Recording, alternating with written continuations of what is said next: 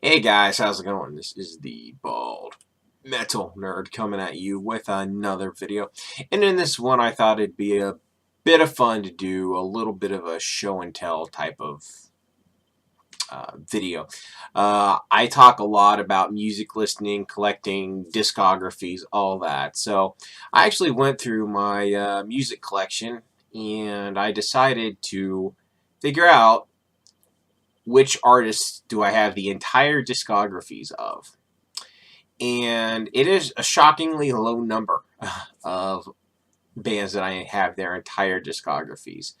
A lot of my favorite bands either A, have albums that are really shitty and not worth owning, or some of their stuff's out of print or whatever. So that's, I think, well, those are the two biggest reasons I don't have more discographies. In this video, I'm pretty much going to stick just to ones where I own everything an artist released. I will make another video that'll probably be quite a bit longer. I'm not sure when I'll make it, of artists where I have almost their entire discographies, because there's a lot more of those where I'm just missing a few of their releases as opposed to, you know,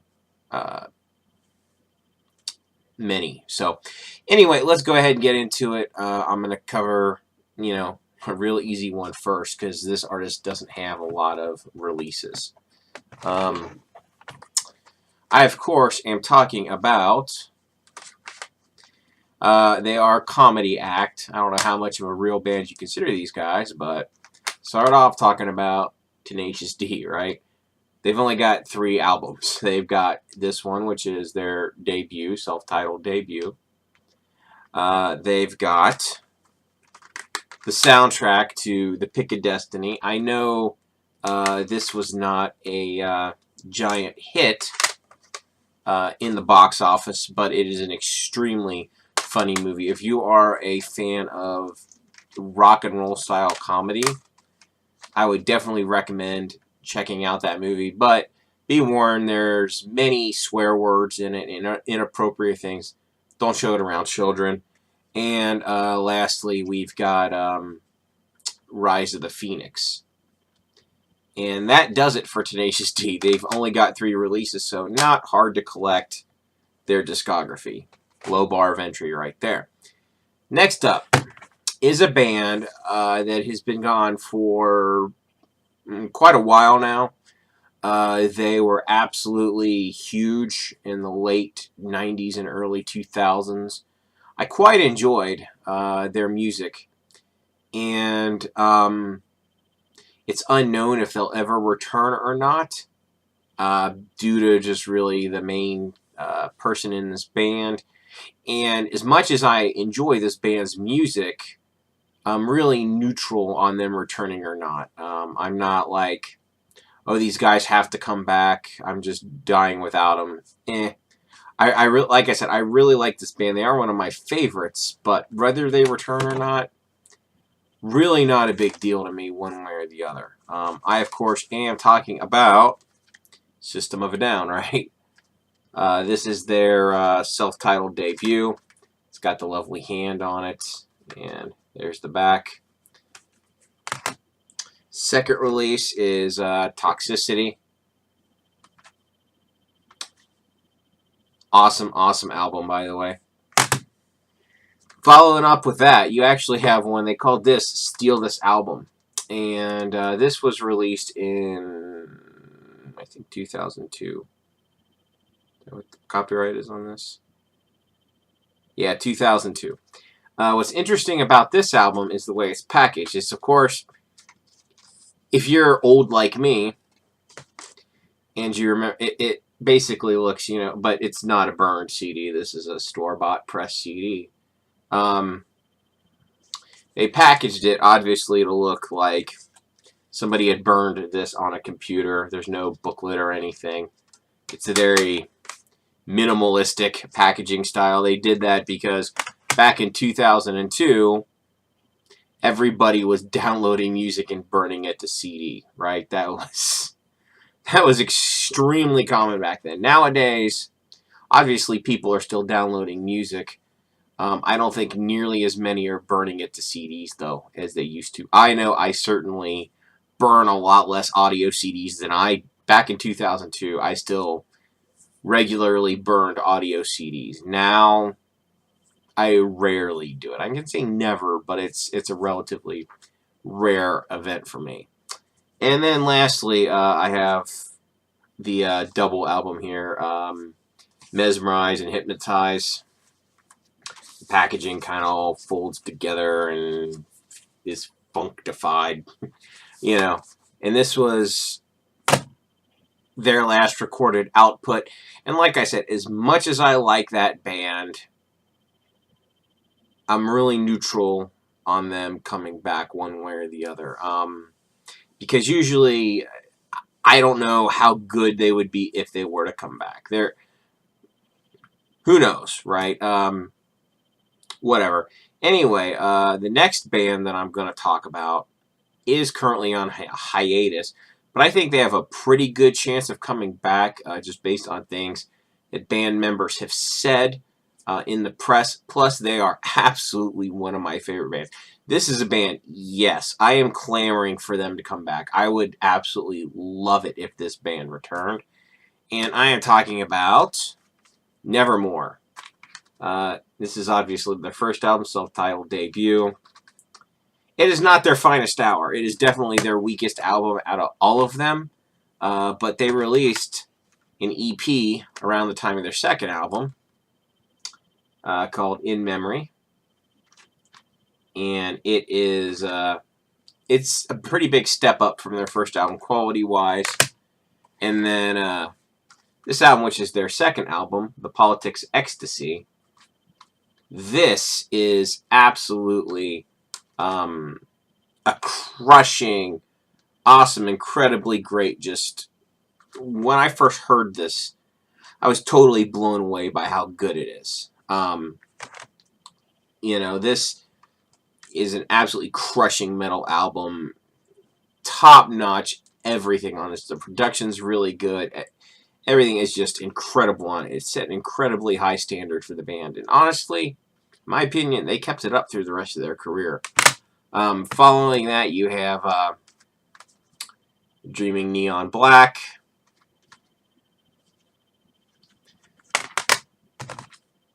After that, Dead Heart in a Dead World.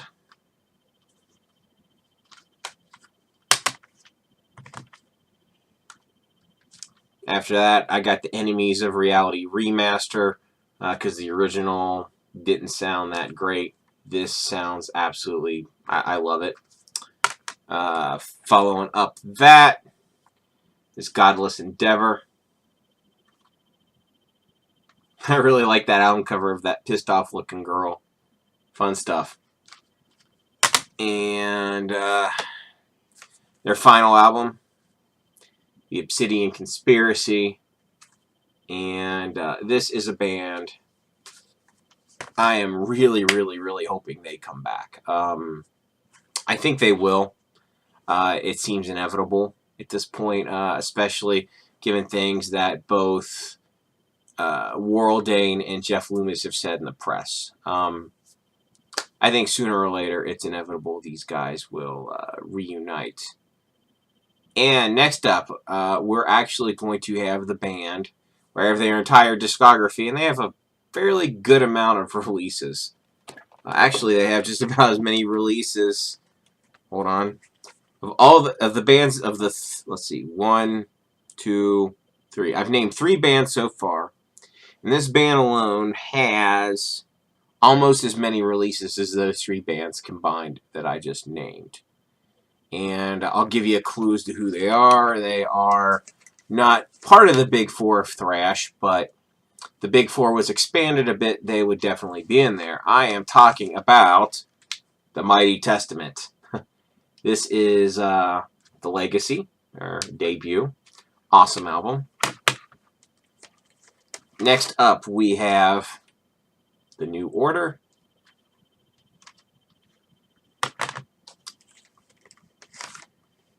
Next up, we have Practice What You Preach.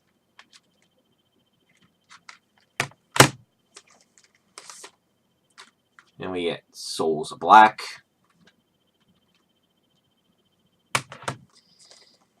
Then we've got The Ritual. A lot of people really malign this album. A lot of people kind of hate it. I still like it. I think it's got some really good songs on it. No, it's not as thrashy as a lot of their earlier work, but it's still, in my opinion, a pretty damn fine album. This album, this was a return to form. Low. This is absolutely one of my favorite Testament albums. I love this one. I think this might have been the first one I ever got, actually, back in the old days. I think I got it when it was released in... When the hell did this come out? 90-something. Oh, 94. Okay. I think I probably got that when it came out, and that was probably the first Testament album I ever heard, and fell in love, and consequently fell in love with the band because of that album. After that, they released Demonic, which is probably one of the most uncharacteristic. Now, they had quite a bit of a hiatus. This was released in 94. Oh, wait, I think this is a re-release. Hold on.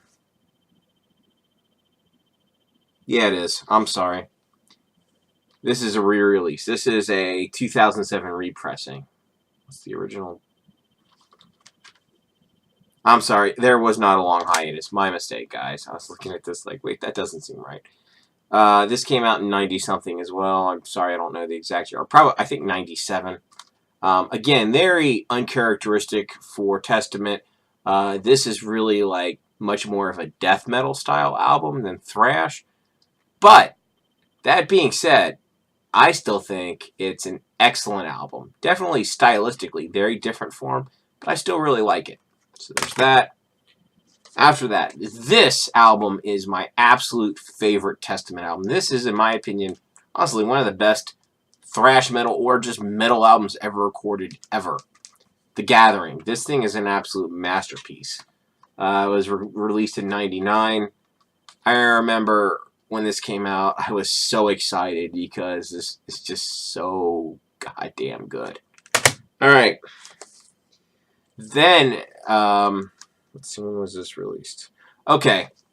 Then they went on a hiatus from 99 to like 2008. Chuck Billy had some health problems. I think he had some sort of cancer or something. And they went on hiatus for almost 10 years. So, yeah, they were gone for a while. But 2008, they re-recorded some of their classic material. Now, this is not a must-own, but I do like it. And, you know, a lot of people say it's a sacrilege for bands to re-record their old material.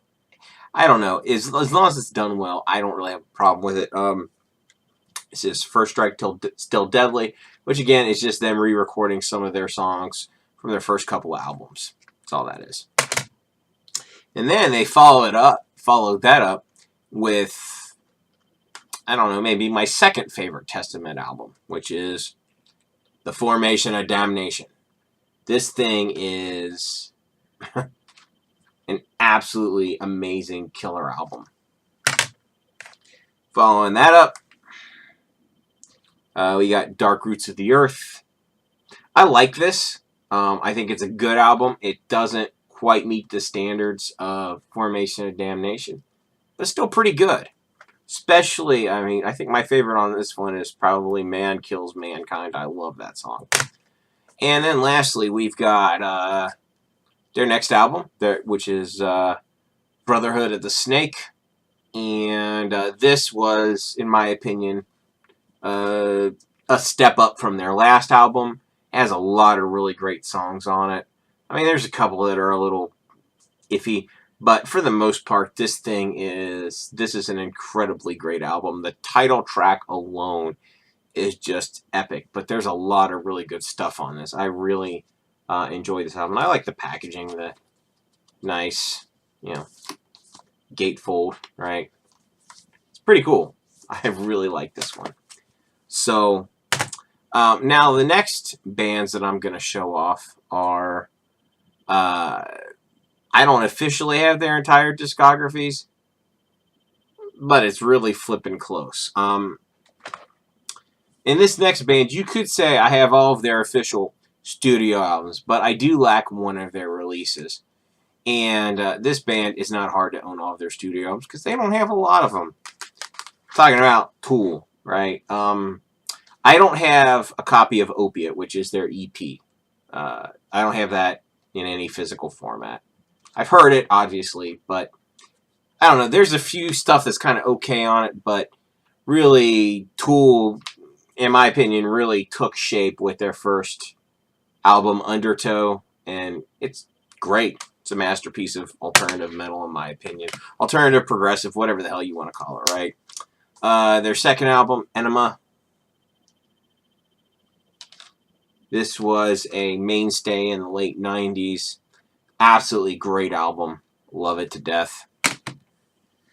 Following up with that, you got Lateralis or Lateralis. I don't know. Probably Lateralis is the correct pronunciation, I'm assuming. It's got nice trippy packaging. Yada, yada, yada.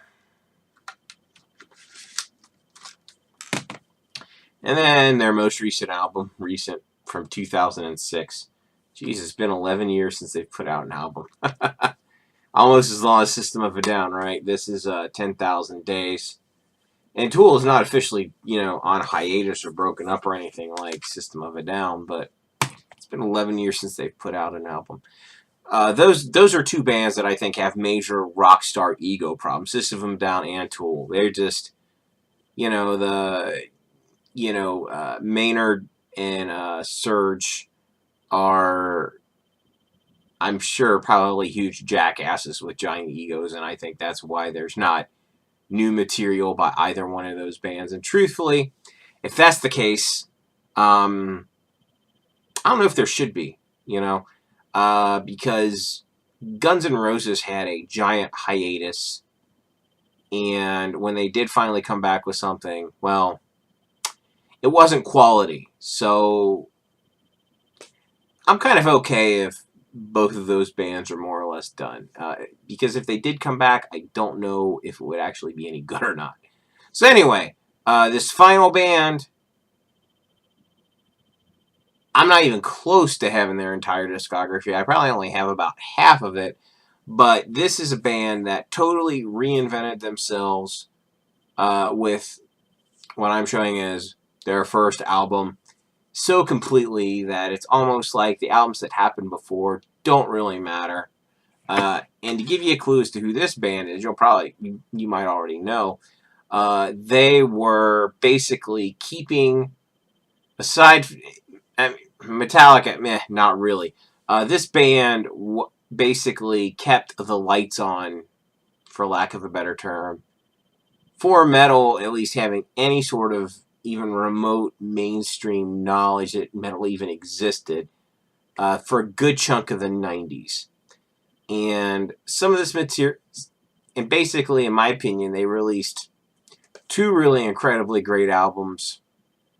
One pretty good album, and then two okay-ish albums during this time period. And I am talking about Pantera.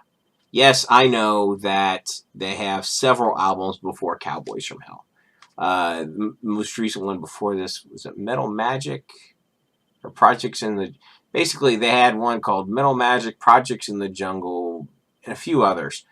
But they're a glam metal type of music and just not particularly good. They were not worth listening to, and they completely reinvented themselves on Cowboys from Hell.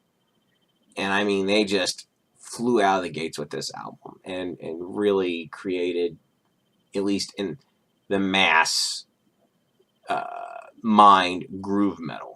They really brought it forward for the 90s. So I got to give them credit where credit's due. Cowboys from Hell I have. Vulgar Display of Power. Again, this is their second incredibly great album. Next up, we got Far Beyond Driven. Some people really like this. Some people hate it. Personally, I enjoy it. I do like it. It's not my favorite album, but I definitely like it. Following up, we got The Great Southern Trendkill. My opinion on this, yeah, it's alright. And then lastly, we got Reinventing the Steel, which of course was their final album. And again, my opinion, yeah, it's okay. Alright guys, so basically, I own 4 bands, right? I have everything they ever put out, only 4. And an additional 2, well, really 1. If we're being really honest, 1 other band I have everything except 1 EP. And that's a low hurdle to clear considering the Tool has so few albums. And then the other band, I'm ignoring like half of their discography and pretending it doesn't exist. So really, I don't have a whole lot of entire discographies.